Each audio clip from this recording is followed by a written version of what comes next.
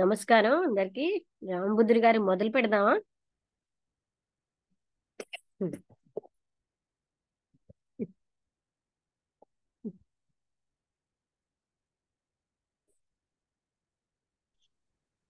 నమస్తే మేడం. నమస్తే అండి. ఇది రమణ భాష. ఈరోజు రమణ భాషలో ఏది మేడం? ప్రశ్న నెంబరు హలో, వినబడుతున్నారు కదా నా మాట? వినపడుతుంది. ప్రశ్న నెంబర్ చెప్తానండి. ఇది అతి చూసారా, కాగితాలు ఎగిరిపోతున్నాయి దాంతో కష్టం అవుతుంది. ప్రశ్న అయిపోయిందా?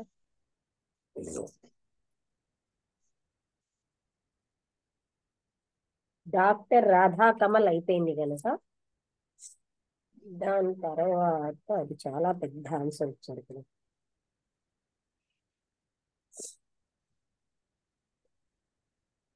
62 అండి. 62, 69 ఇలా ఇచ్చారు. మనం ఏం చదువుతున్నాం? 62. ప్రశ్న నెంబర్ 62. Okay madam. ఓం ఓం శ్రీ సద్గురుభ్యో నమః.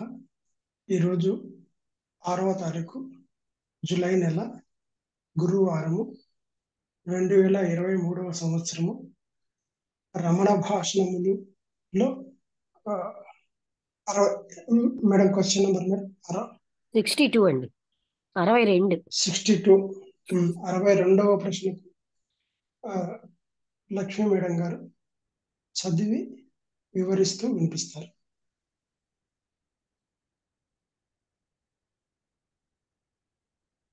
రాధా కమల్ అంటే అది 62, 63, 64 చిన్న చిన్నగా ఉంది. 64 కొంచెం పెద్దగా ఉందేమో, అలా ఉన్నాయండి. 62 రాధా కమల్ ముఖర్జీ ఇచ్చిన ఉపన్యాస వార్తలు హిందూ పత్రికలో ప్రచురించారు. విషయం సంతాన నిరోధ ఆవశ్యకత. మనుషులు తమ బాధ్యతలను గుర్తించుటకును సంతాన నిరోధము అయత్న సిద్ధం అయ్యేందుకు భిన్న భిన్న అభిప్రాయాలను అందులో చర్చించారు. అది విని సద్గురువులు యాథాలాపంగా అన్నారు, వారు మరణించే విధానం కూడా కనిపెట్టమనండి. అహంకార మరణం. వారు మరణించే మరణం అంటే విధానం అంటే అహంకార మరణం. అర్థమైందా? అంటే సంతాన నిరోధం కోసం ఆయన మాట్లాడితే వారు అంటే అహంకారం మరణించే విధానం కూడా కనిపెట్టమనండి. ఇది జోక్.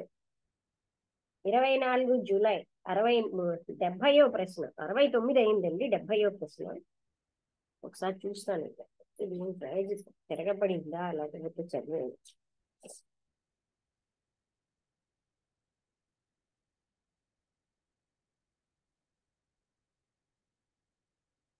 అయిపోయింది. 70వ ప్రశ్న.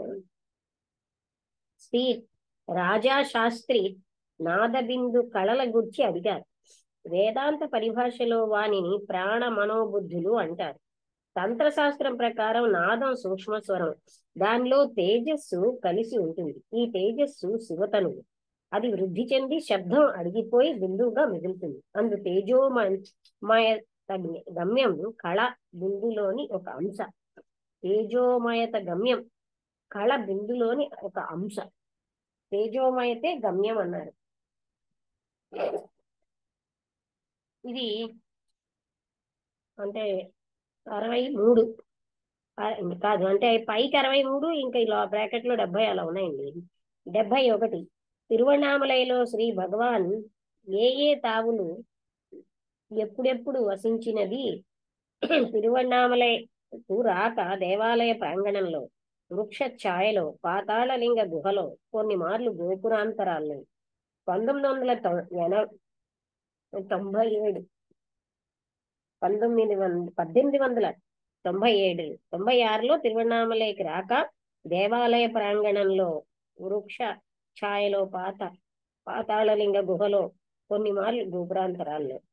1897 తొలి దినాల్లో గురుముహూర్తం దేవాలయంలోను, దాపన ఉన్న మామిడి తోపులో. సెప్టెంబర్ 1898 పవళ కుస్సురు. 99లో కొండపై చూత విరూపాక్ష గుహలలో. 1905లో 6 నెలలు ప్లేగు ప్రబలిన రోజుల్లో పచ్చయ్యమ్మళ్ళ కోవెలలో మరల కొండపై. 1908లో జనవరి మార్చి వచ్చయ్యమ్మల్ కోవెలలో మరల కొండపై. 1916 స్కందాశ్రమం. 1922 కొండ దక్షిణ పాదంలో రమణాశ్రమం ఉన్న ప్రదేశాలు. 25 సెప్టెంబర్ అంటే 72వ ప్రశ్న. రైల్వే ఉద్యోగి శ్రీ కెఎస్ఎన్ అయ్యర్ జప విషయం ప్రస్తావించారు. అంటే మహర్షి వాచికము, దాని శృతి, ఆ పైన ధ్యానము, ఈ క్రమంలో సాగి చివర అప్రయత్నమైన నిరంతర జపం. జపకర్త ఆత్మయే. జపము అన్నిటిలో నేనెవరన్న జపమే అత్యుత్తమం. 66 అంటే 73 ఏకనాథరావు సద్గురుల అనుగ్రహం కాదు కదా, ప్రోత్సాహం సైతం లేదన్న నా నిర్వేదం మాటేమి. ఇదొకటి చెప్తానండి జపం మరొకసారి. వాచికము, దాని స్మృతి, ఆ పైన ధ్యానము, ఈ క్రమంలో సాగి చివర అప్రయత్నముగు నిరంతర జపం. జపకర్త ఆత్మయే. జపం అన్నింటిలో నేనెవరన్న జపమే అత్యుత్తమం. ఏకనాథరావు సద్గురువుల అనుగ్రహం కాదు కదా, ప్రోత్సాహం సైతం లేదన్న నా నిర్వేద మాటేమి. అది అజ్ఞానం వల్ల చేయతగ్గ అన్వేషణ. ఆ నిర్వేదం ఎవరికని? నిద్ర చివర లేచిన అహంకరణ పిశాచినే ఇలాంటి తలపులు పట్టి వేధించేది. సుషుప్తిలో ఏ పీడ లేదు. మేల్కొన్న ఆ పీడితుడెవడు? నిద్రాస్థితి యథాక్రమమే అనుకోవచ్చు. ఆ వ్యధికుడెవరో వెదకి పట్టు. అంటే బాధపడుతున్నవాడెవడో వెదకి పట్టు.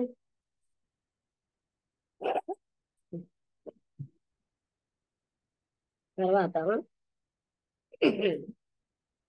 ధైర్యం పలికేవారు లేక ఉత్సాహం క్షీణించిపోయింది.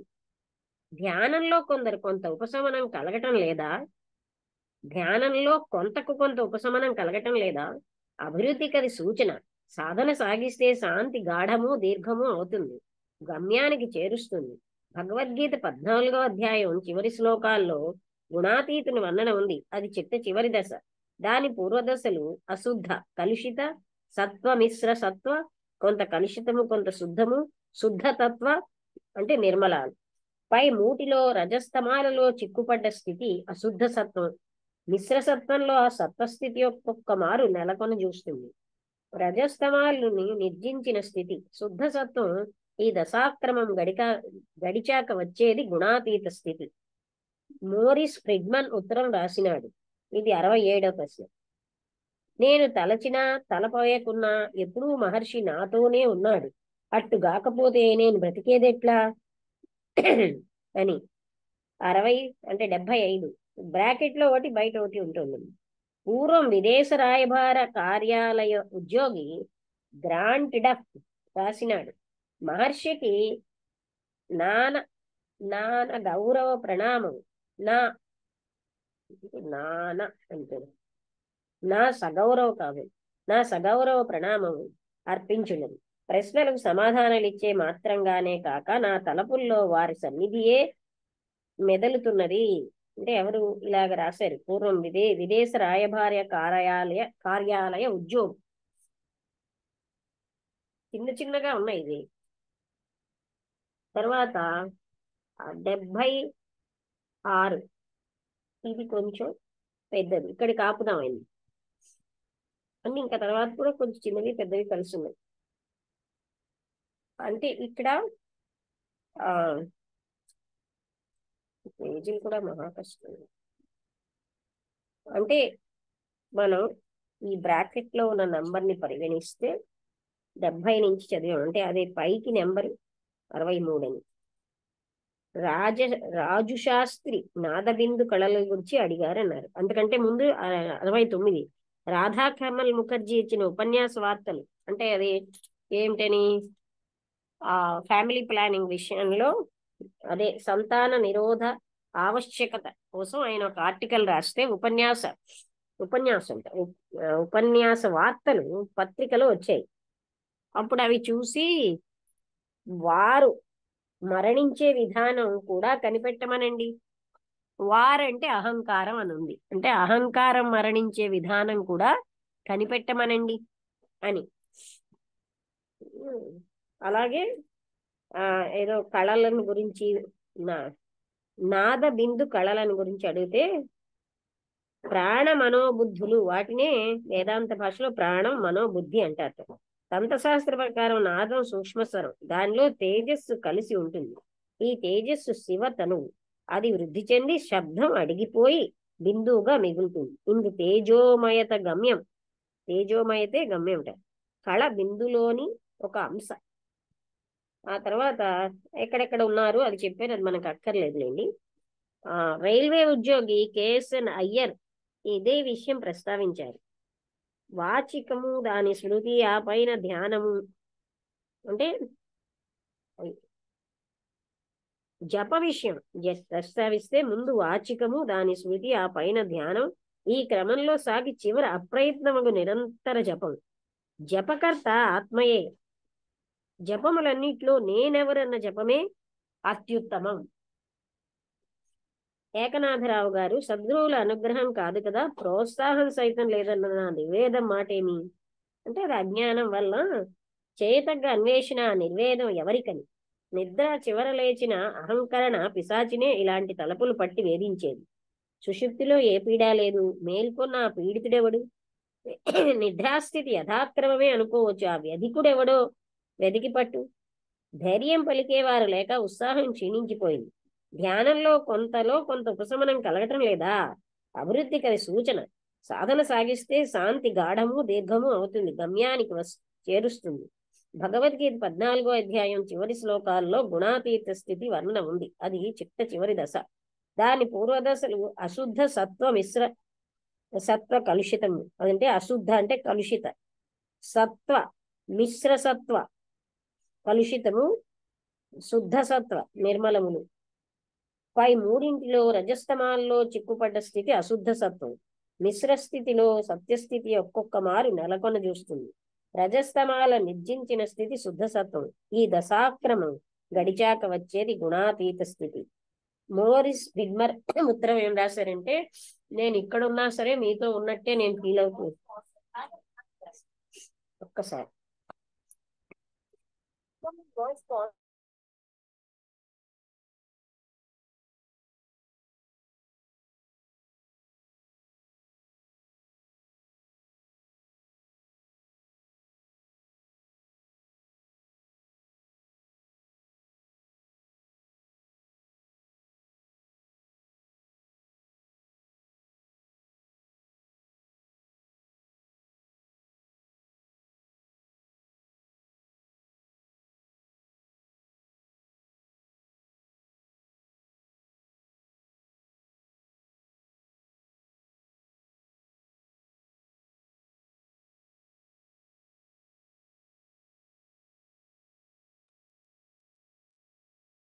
ఇది అంటే తర్వాత ఆయన ఏం రాశారంటే, నేను తలచినా తలపోయకున్నా ఎప్పుడూ మహర్షి నాతోనే ఉన్నాడు, అట్లు గాకపోతే నేను బతికేది ఎట్లా?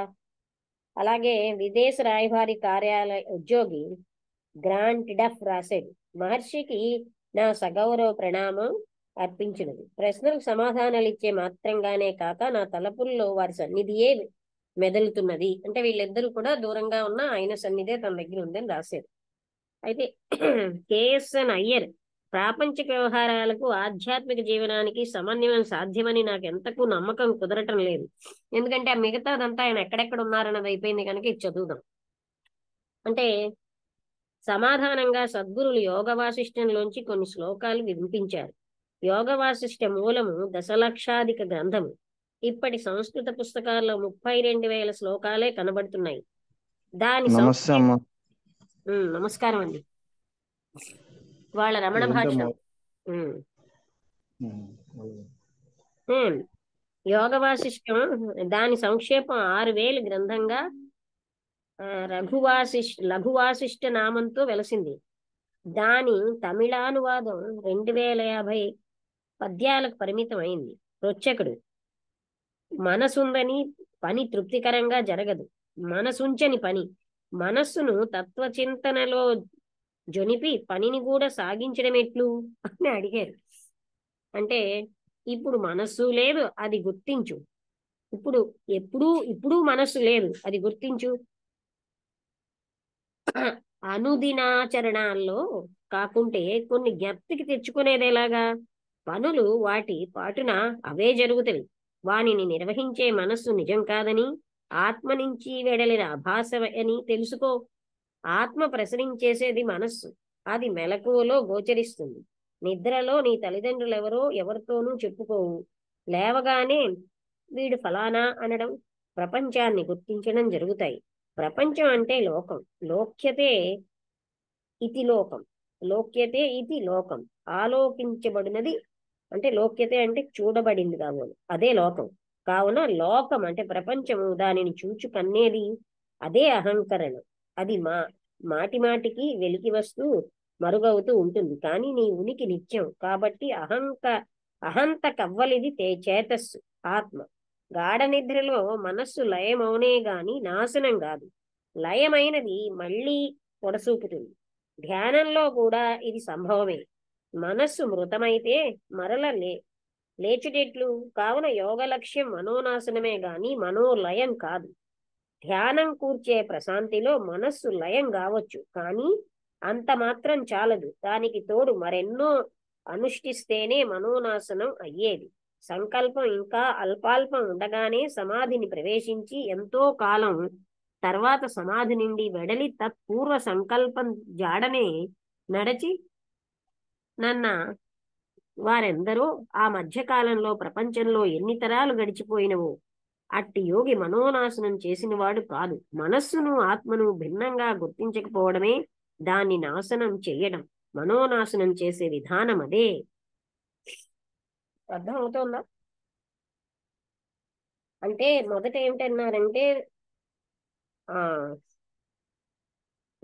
అతనేమో సంతాన నిరోధ ఆవశ్యకతను గురించి ఆ ఉపన్యాసం ఇచ్చిన వార్తలు హిందూ పత్రికలో వస్తే అప్పుడేమో సంతాన నిరోధము దానికి ఎలా సిద్ధం అవ్వాలి మొదలైనవన్నీ మాట్లాడితే మహర్షి అన్నారు, వారు మరణించే విధానం కూడా కనిపెట్టమనండి. వారంటే అహంకారం మరణించే విధానం కనిపెట్టమనండి అన్నారు, సంతాన నిరోధం కాదని. అలాగే నాదబిందు కళల గురించి చెప్పారు. సరే, అది ఏంటంటే వేదాంత భాషలో వాటిని ప్రాణ మనోబుద్ధులు అంటారన్నారు. తంత్రశాస్త్ర ప్రకారం నాదం సూక్ష్మస్వరం, దానిలో తేజస్సు కలిసి ఉంటుంది. ఈ తేజస్సు శివతనువు. అది వృద్ధి చెంది శబ్దం అడిగిపోయి బిందువుగా మిగులుతుంది. అదే ఇందు తేజోమయత గమ్యం, కళ బిందులోని ఒక అంశ అన్నారు. ఎప్పుడెప్పుడు ఎక్కడెక్కడ ఉన్నారు అని చెప్పారు, అది మనకు అక్కర్లేదు.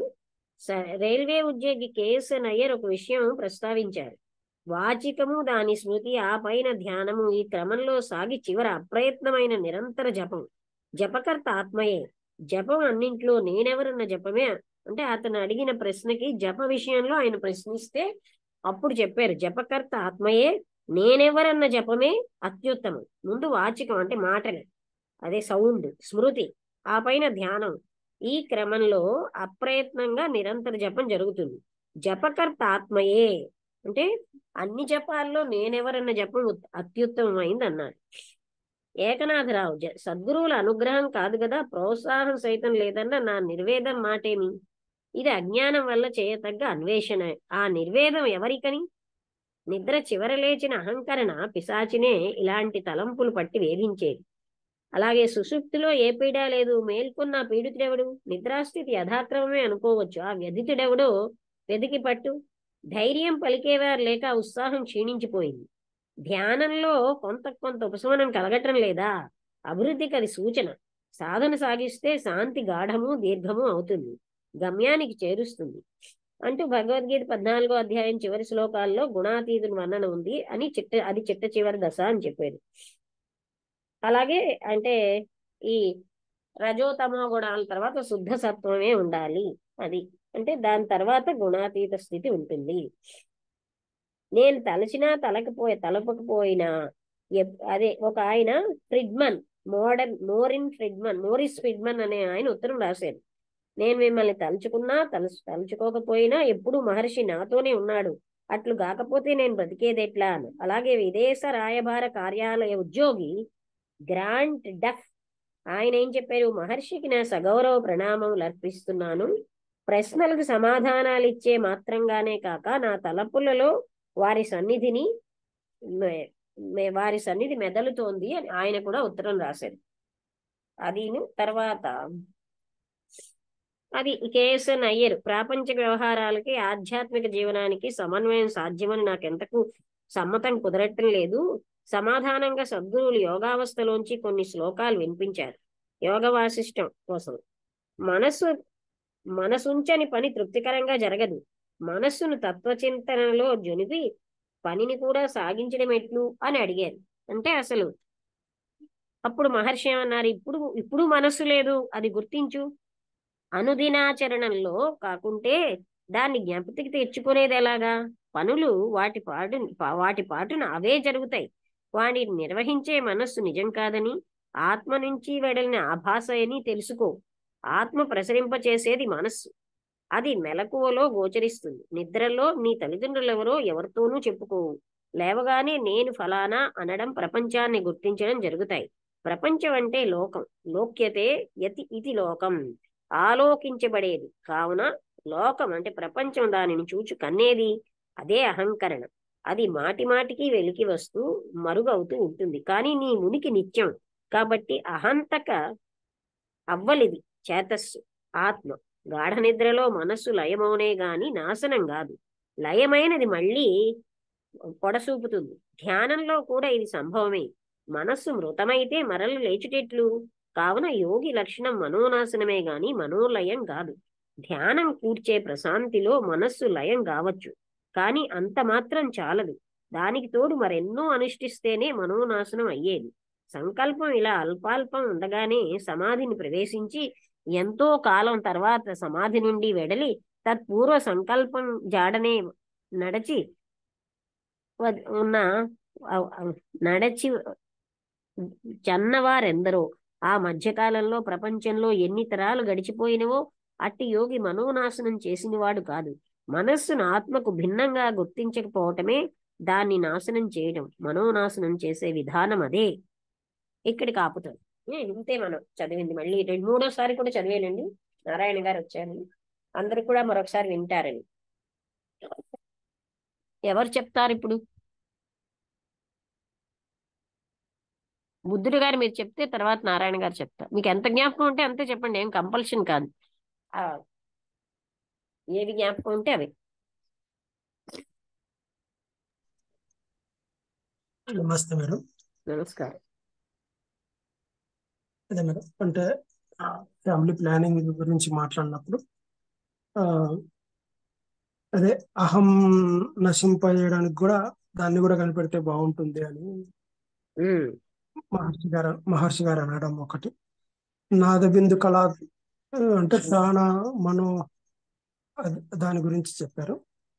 ఇంకా జపం గురించి అంటే వాచకం నుంచి జపం ఇది చేసుకుంటూ ఆ సైలెంట్ లోకి వెళ్ళిపోయి అక్కడి నుంచి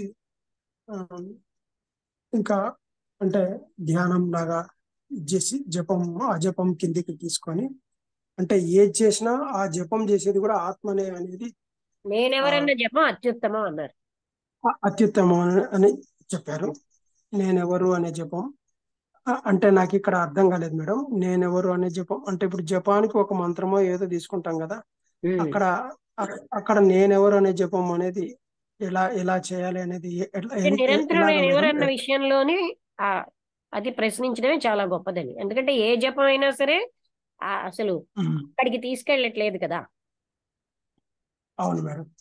అందుకని చూసారా, బ్రాహ్మణ మహర్షి కూడా ఆ నేనెవరన్న దానికి అక్కడ జపం అంటే ప్రతినిత్యం నేనెవరని ఆలోచించుకో కదా.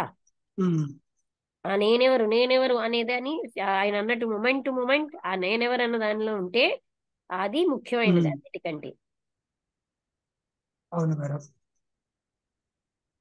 ఇంకా తర్వాత ఇంకొక ఆయన, నేను పని చేసుకుంటూ కూడా అంటే ఈ యొక్క ఆధ్యాత్మిక ఇది ఎలా సాగించాలి అని చెప్పి ఇది చేశారు. అతను ఏమన్నారంటే అదొకటి. మనస్సు ఏమో ఇందులో లైవ్ అయిపోతే మరి పనులు ఎలా జరుగుతాయని. అంటే అప్పుడు అన్నారు, ఉమ్, ఇప్పుడు ఇక్కడ మనస్సు ఉందా అని వీళ్ళు అడిగినప్పుడు అని అడిగారు. ఉమ్. ఇప్పుడు దానికి ఎట్లా సమన్వయం మేడం అది? అంటే అతను ఏమన్నారు, మనస్సు కూడా ఆత్మ యొక్క ఆభాస, అంటే ఆత్మ వల్లే అది ప్రకాశిస్తుంది, ఆత్మతోనే అన్ని జరుగుతున్నాయి, మనస్సుతో కాదు. అంటే ఉమ్, ఏదో ఈ నిత్య జీవిత పరిస్థితుల్లో ఏవో కొన్ని చోట్ల ఉమ్, అది చేసినా వెనకాల ఆభాస అంటే ప్రయత్నం, ఆత్మతత్వమే పనిచేస్తుంది అంటూ ఆ ఉమ్, మనస్సు ఆ లీనం అవుతే ఏం జరుగుతుంది, అణిగిపోతే ఏం జరుగుతుంది అది చెప్పారు. అంటే అణిచేయడం, లీనం అవ్వడం అంటే మళ్ళీ అది పైకి లేచే అవకాశం ఉంటుంది, నాశనం అయిపోతే మళ్ళీ అది పైకి లేచేలేదు. చాలా మంది అది లీనం చేసి చాలా సంవత్సరాలు ఇలా ధ్యానంలో మళ్ళీ స్థితికి, మామూలు స్థితికి వచ్చేస్తున్నారు. అంటే అందుకని దాన్ని కంప్లీట్ నాశనం చేయడమే. అంటే అసలు ఇంకోటి ఏంటంటే మనసు వేరు నేను వేరు అని ఎప్పుడైతే లేదో అది మనోనాశనం అయినట్టే లెక్క అన్నారు. అంటే ఇప్పుడు లీనము, లీనం ఒకటి, నాశనం అంటే ఎలాగ మేడం? అది అది లీనం అంటే ఎలా? అంటే తాత్కాలికంగా అది అణిగుతుంది, మళ్ళీ బయటకు వస్తుంది. ఉమ్. అంటే మనకు మనకు అది ఎలా సంకేతం మేడం? ఇప్పుడు లీనం అవ్వడము, మనోనాశనం అంటే. అంటే తాత్కాలికంగా మనస్సు లేకుండా ఉండడం, అంటే వాళ్ళు చెప్తున్నారు కదా అయితే అది ఉమ్, అలా చేయడం వల్ల అది మళ్ళీ బయటకు వచ్చేస్తూనే ఉంటుంది. అసలు మనస్సు ఉమ్, లేకుండా ఉన్న స్థితి అంటూ, మనస్సు ఆత్మ వేరేగా లేవని ఎప్పుడైతే మనం గ్రహిస్తున్నామో అదే మనోనాశనం అన్నారు. మనస్సు వేరేగా లేదు అని ఎప్పుడైతే అనుభవంలోకి వచ్చిందో అదే మనోనాశనం. ఉమ్. ఇంకా అదొక ఇంకొక ఉమ్. వ్యక్తి, ఇంకొక నాకు అసలు గురువు గారి గురించి చెప్పుకుంటూ నాకు అసలు ఆరోగ్యం లేదు, అంటే లేదు, నేను ఇంకా ఎలా సాగాను? ఆ అంటే ఆ, నిరంతరం నాతోటే ఆయనతోనే ఉన్నట్టుగా ఫీల్ అవుతున్నానని ఆ ఫ్రిడ్మన్ అని ఆయన ఒక ఉత్తరం రాశారు. ఉమ్, ఇంకొక ఆయన కూడా ఆ ప్రశ్న జవాబులే కాక నా తలుపుల్లో నిరంతరం మహర్షి ఉంటున్నారండి. అంటే మహర్షి అసలు ఏమీ సహాయం చేయట్లేదని ఒక ఆయన, అంటే గురువు గారు ఏం నుంచి ఏం అదే అదే ఏం సహాయం చేయడం లేదు అన్న వ్యక్తికి జవాబు అంటే అర్థం కాలేదా? ఆ ధ్య- అది ధ్యానం గురించి చెప్పారు కదా అక్కడ. ఆహా, ఏమీ సహాయం చేయలేదు అని అన్నదే అహంకారమే.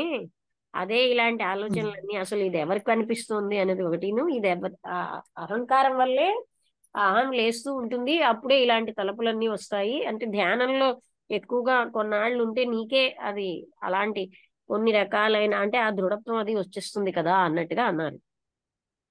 ఉమ్.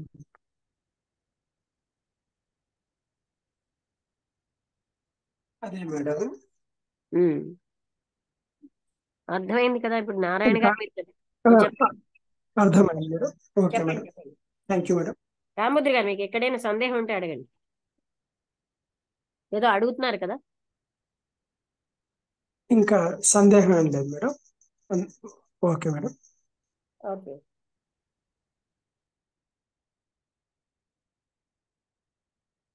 ఆయన ఎక్కడెక్కడ ఏ సంవత్సరం ఎక్కడున్నారు ఇచ్చారు, అది మనకు అంత గుర్తు ఉండదు, అవసరం లేదు కదా. ఏ సంవత్సరం ఎక్కడెక్కడ ఉన్నారో అది కూడా ఇచ్చారు. తిరువണ്ണామలైలోనే.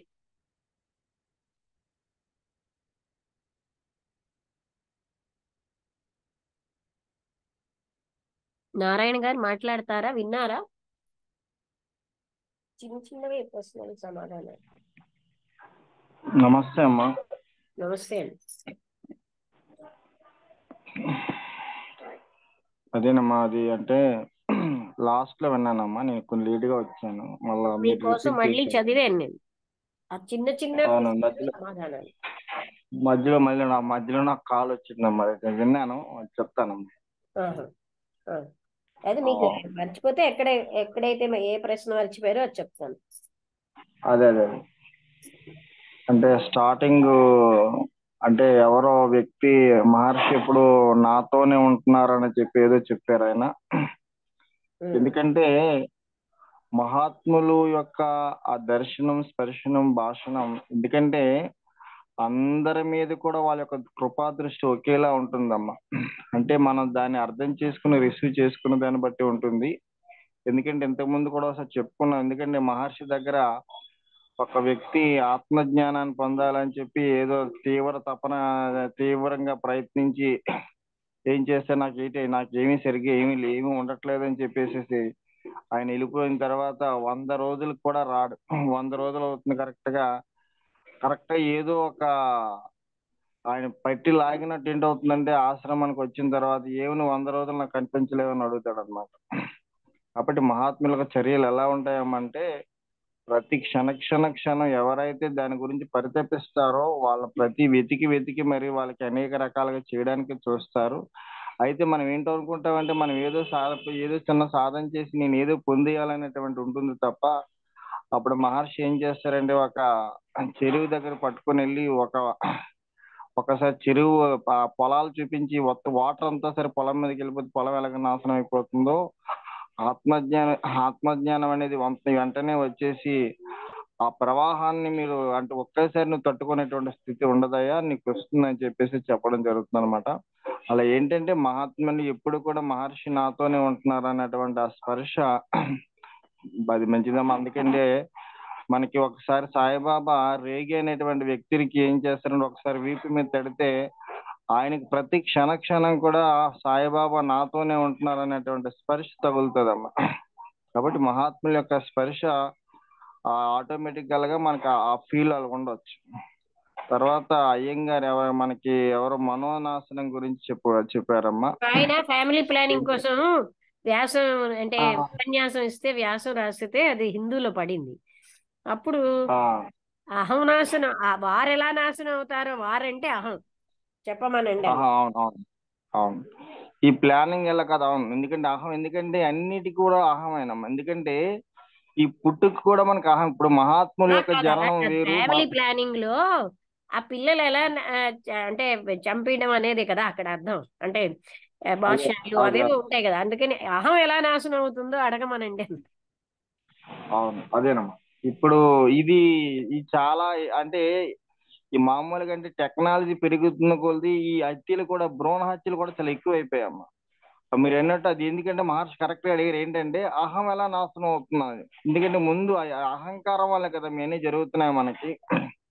ఈ అహంకారం వల్ల కదా మనకి ఇదేం జరుగుతుందంటే పురుషుడైతే ఎక్కువని స్త్రీ అంటే తక్కువ అనేటువంటి ఏంటవుతుందండి అన్ని అహంకారమేనమ్మా.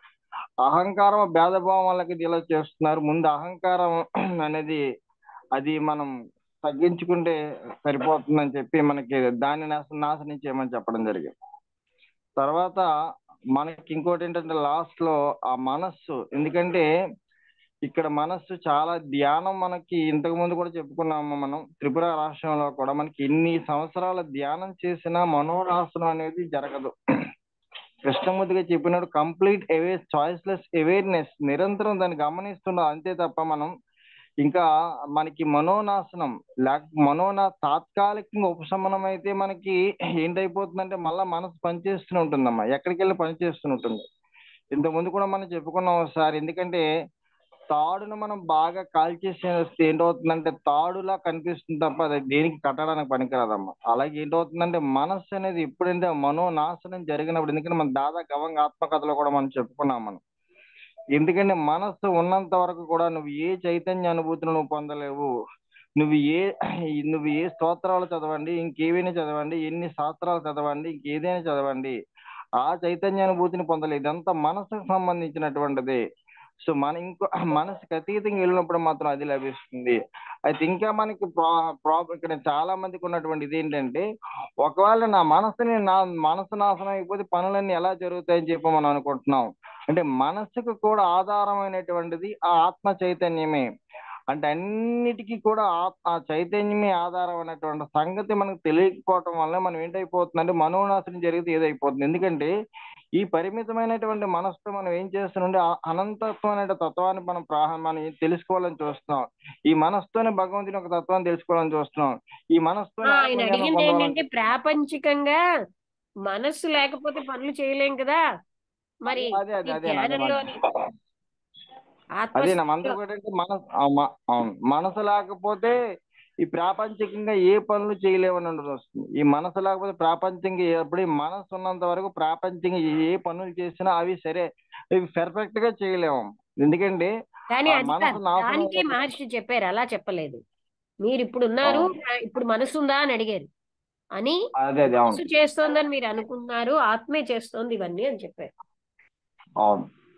అంటే మనస్సు కూడా ఆత్మే కదా కారణం. అవును, అందుకే అంటే మహర్షి ఏం అడిగారంటే ఇప్పుడు అవును నీ మనస్సు ఉందని అడిగారు. అవును, అంటే ఏంటవుతుందండి, నాకు మనస్సు ఉంది, నేను మనస్సుతోనే చేస్తున్నాను అనేటువంటి ఆ భావన లేకపోతే అది మనం చైతన్యంతోనే జరుగుతుందమ్మా. అంటే ఆ మనస్సు కూడా చైతన్యమే ఆధారం. అలా కాదు, ఆత్మ మనస్సు ఆ ఆత్మ చైతన్యం వల్లే ప్రకాశం అది భాషిస్తోంది. నేను అది మా ఆత్మ చైతన్యం వల్ల ప్రకాశం వినండి వినండి, అవుతుంది. ఇక్కడ మనస్సు కూడా. సూక్ష్మంగా చెప్పింది ఏంటంటే భావించడం కాదు, అది ఆత్మ అనేది చేస్తోంది, మనస్సు అది చేస్తోందని మనం భావిస్తున్నాం. అదిను తర్వాత నిరంతరంగా, అంటే చాలా చోట్ల మనస్సే ఉండదు. ఇప్పుడు అడిగినప్పుడు మనస్సు లేదన్నారు, అంటే అవును మనం చాలా పనులు మనస్సుకు అతీతంగా చేస్తూనే ఉన్నాం. మనస్సే చేస్తోంది అవును అనుకుంటున్నాం. నువ్వేమి మనస్సు లేకపోయినా పనులు బాగానే జరుగుతాయి అన్నారు అవును కదా. అంటే మనస్సు అదే లేకపోయినా, మనస్సు అవును పూర్తిగా అది లయమైపోయి పనులు శుభ్రంగానే జరుగుతాయి. దాన్నే జరుగుతాయి. కృష్ణమూర్తి గారు సుప్రీం ఇంటెలిజెన్స్ విల్ వర్క్ అంటారు కదా.